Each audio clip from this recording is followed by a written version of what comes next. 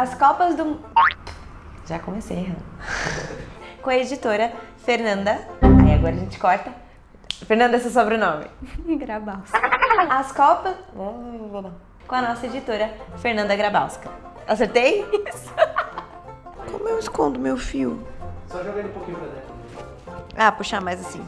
As Copas e suas camisas contam um pouquinho da história do mundo. E hoje, o Papo de Editor em clima de Copa 2022 vai falar um pouquinho sobre o livro Atlas Mundial de Camisas com a nossa editora Fernanda Grabowska. Bom, Fê, nesse período onde a Copa tá super em alta, troca de figurinhas é uma coisa que tá acontecendo em todos os lugares, você acha que os fãs de futebol vão gostar desse livro como um presente? Numa pessoa de alguém que coleciona figurinha desde 1997, anualmente com o álbum do Brasileirão, eu tenho certeza que é um baita de um presente, assim, é uma pesquisa super bem feita, o livro tem uma qualidade de papel muito especial e para quem gosta de colecionar, seja as figurinhas, as camisas, né, e conhecimento sobre a Copa, que é uma coisa que aqui no Brasil a gente gosta muito, é um presente bem legal. Fê, pra começar assim com as curiosidades, me conta um pouquinho dos autores e como esse livro chegou no Brasil. Os autores são uns tantos, né? Tem quantos autores ali? 1, 2, 3, 4, 5. Então são um grupo de jornalistas argentinos, todos com passagem pelo jornalismo esportivo em algum momento, escrevendo para grandes revistas ou participando de coberturas televisivas de Copa do Mundo.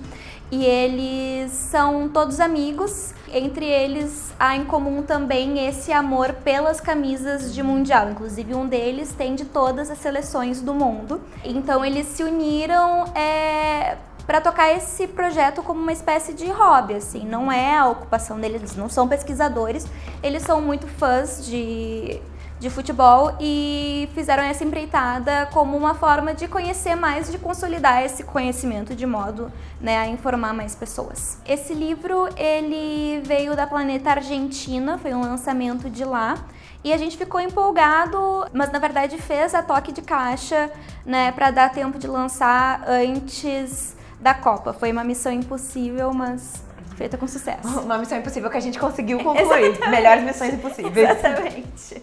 E me explica, por que as camisas de seleção fazem tanto sucesso? Eu, por exemplo, não tinha noção alguma que renderia um livro desse tamanho, com um monte de curiosidade, várias coisas falando sobre elas. É muito além do orgulho que a gente sente da nossa nacionalidade, dos nossos atletas, né? Eu acho que tem um componente do amor pelo futebol que ele é uma coisa, assim, muito abstrata.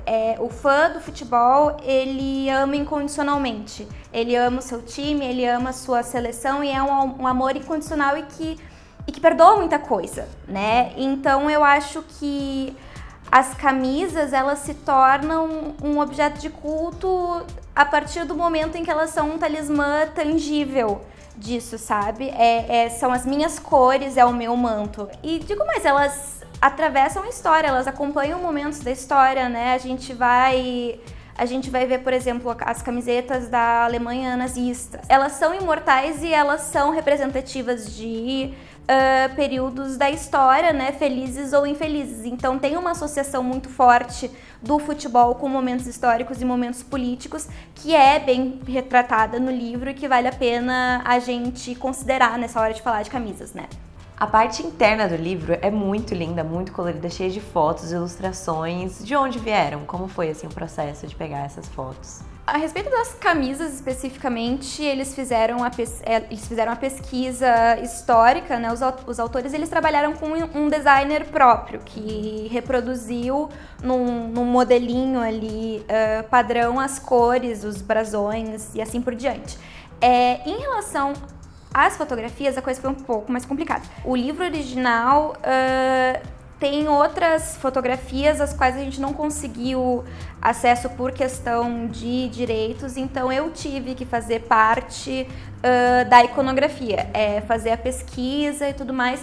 E aí, até aí uma curiosidade é que parte da revisão técnica e desse acerto das fotos foi feita em parceria com meu pai, que é jornalista esportivo, mora em Porto Alegre, então teve esse elemento de uma revisão técnica, de uma assessoria externa, assim. Participação mais que especial. Exato, porque como foi muito, muito rápido e a intenção era não precisar revisar e revisar, A gente precisou dessa assessoria externa, gratuita e com, sei lá, 30 anos de experiência. E com muita paixão pelo tema, né? Exatamente. E uma curiosidade, por que a seleção do Brasil usa amarelo? De onde veio essa cor, esse design? A história do Brasil nas Copas, ela começa em 1930. A camisa era majoritariamente branca e tinha as bordas azuis no escudo da Confederação Brasileira de Desportos. Essa foi a camisa titular predominante até a Copa de 1950, em que houve o maracanaço, né? E daí a camisa branca virou um tabu. Em 1952, o Correio da Manhã, que é um jornal carioca, lançou um concurso junto com a CBD para escolher um novo uniforme para a seleção brasileira. E quem venceu o concurso foi um guri de 19 anos, de Jaguarão, que se chamava Aldir Garcia Schli. O Schli, ele propôs, até anotei aqui, uma camisa amarelo-ouro com frisos verdes nas golas e nos punhos. E daí foi aí que surgiu a camisa canarinho, que estreou naquele mesmo ano, 1952, nos Jogos Olímpicos. Eu tive aula com o Aldir Schli, inclusive, ele dava aula de escrita criativa. Gente, esse livro era pra ser seu, né? Basicamente.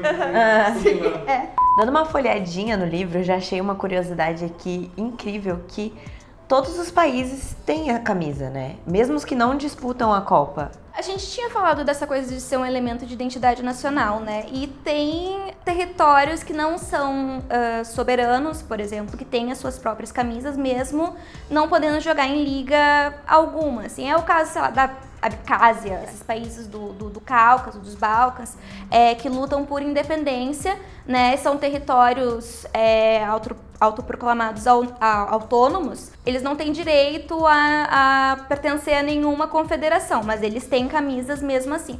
E é o caso de praticamente todos os países. Todo país conta com uma seleção, joga ali a sua confederação.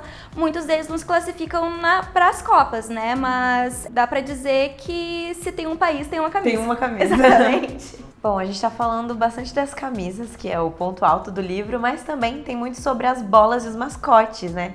Me conta aí 2 curiosidades ou 2 que você mais gostou. A respeito dos mascotes, os autores, eles têm um ranço com os bichinhos, assim, eles acham que são desnecessários. Eu gosto dos mascotes. Pois eu também gosto muito dos mascotes, né? Então, assim, por mais que o meu coração seja do fuleco, né? Que a Copa do Brasil foi magnífica, eu tenho um fuleco na minha estante até hoje. Eu gosto muito do Gautito, que foi o mascote da Copa na Argentina, que usava um chapéu, a camisetinha da Argentina, assim, muito bonitinho. E um que fez parte da minha infância, que eu gostava muito, era o Futix, da Copa da França de 98, que era uma mistura de futebol com o Asterix, que é o personagem dos quadrinhos, né? E a respeito das bolas, eu acho que até hoje a mais emblemática foi a Jabulani da Copa da África do Sul, né? Inclusive tem aquele Jabulani. Então, porque ela tinha aquela alteração nas propriedades físicas, que ela era uma bola mais lisa, então ela tinha esse efeito que eles chamam de knuckling, que daí quando tu dá o chute, ela faz uma curva e porque ela é atingida por duas velocidades diferentes de vento, uma em cada lado. Então ela tem uma trajetória muito imprevisível, né? Isso foi bem alvo de polêmica e principalmente de muita queixa dos goleiros daquele mundial. E memes. Exatamente. Né? Jabulani e Vuvuzelas, aquela foi uma ótima foi uma Copa marcante. E temos alguma curiosidade do livro e da edição, assim, pra contar? Eu acho que a maior curiosidade é que pro volume de trabalho deve ter sido uma das produções mais velozes da história recente da Planeta, assim. Foram mais de 1.300 camisetinhas para alinhar, legendar, né? Então, desde que o Yuri Miller, que traduziu pra gente, aceitou fazer a tradução em 30 dias, né? E não é um livro pequeno, assim, tem bastante texto, são 256 páginas. Ele fez muito rápido, entregou uma tradução muito bem feita em pouco tempo. Eu fiz a preparação para não haver nenhuma possibilidade de, assim, falha no prazo. O nosso colega Matheus da produção fez uma das revisões. Então foi uma coisa assim que a gente gostou tanto né? A gente ficou tão feliz de ter esse livro que a gente se jogou muito pra dar certo, pra sair rápido e pra sair bem. Eu tinha pesadelo de que ia ter foto com legenda errada, acordava em pânico, mas no final deu tudo certo graças à presteza e o talento dos colegas. Um grande time Exatamente, um por esse plantel livro. de estrelas. Por fim, qual que é a camisa que você achou mais bonita, assim, que você elege a sua favorita de todas elas? É muito difícil eleger uma mais bonita. Eu podia dizer que, sei lá, é a Botsuana porque tem as mesmas cores do Grêmio. Mas eu resolvi contar a que eu achei uma das histórias mais legais. Nos anos 70, né, foi pra Copa de 78, a Levi's, a empresa de jeans, forneceu material para a seleção mexicana. E daí, pra criar uma camiseta, porque era a primeira vez que uma marca, assim, mais fashion, digamos assim, né, não relacionada ao universo esportivo, estava colaborando com uma seleção. Eles fizeram um levantamento no México para entender qual era a imagem da liberdade pro mexicano. E a resposta não foi tanto o que, mas foi quem. Eles falaram do Léo Cuellar, que é um jogador que era um ponta esquerdo daquela época, acho que jogava nos Pumas, e ele tinha um cabelão, assim, era uma coisa bem quase oitentista, assim, bem daquela época. E a partir da figura dele, cabelos ao vento, não sei o que, eles criaram uma camisa muito bonita com as cores do México.